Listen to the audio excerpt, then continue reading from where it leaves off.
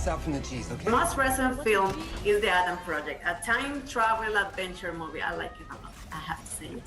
And the first thing I want to know is, because you're also a producer, and considering that there are so many examples in the movies and that is a fascinating subject, how was the construction of the rules of this time travel?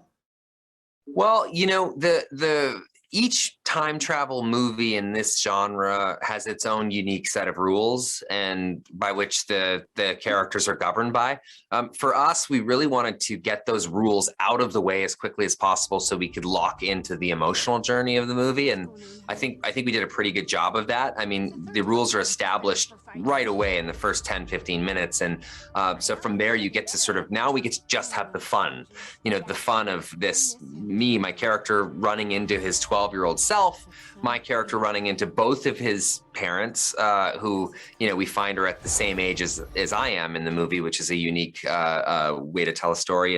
And we just really get to have that kind of audience delight as quickly as possible. But the rules are very important. You can't mess around with that stuff. And we take it pretty seriously in the movie, but we get it out of the way quite quickly.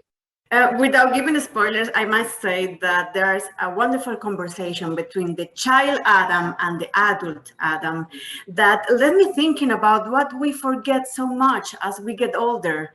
Is it perhaps one of the reflections that you wanted to leave? Yeah, that is a scene that Sean and I rewrote to sort of adapt to my experience and to a certain extent Sean's experiences as well. That's very true. That whole scene is very true.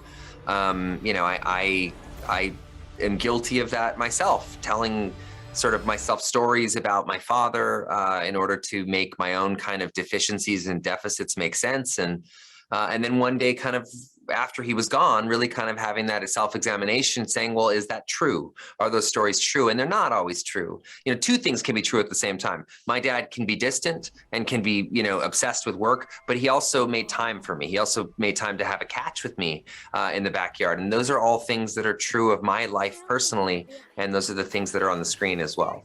And before we say goodbye, you and Mark Ruffalo are friends. How fun was it to tell him that? Yeah, it was weird. I think it was weirder for him.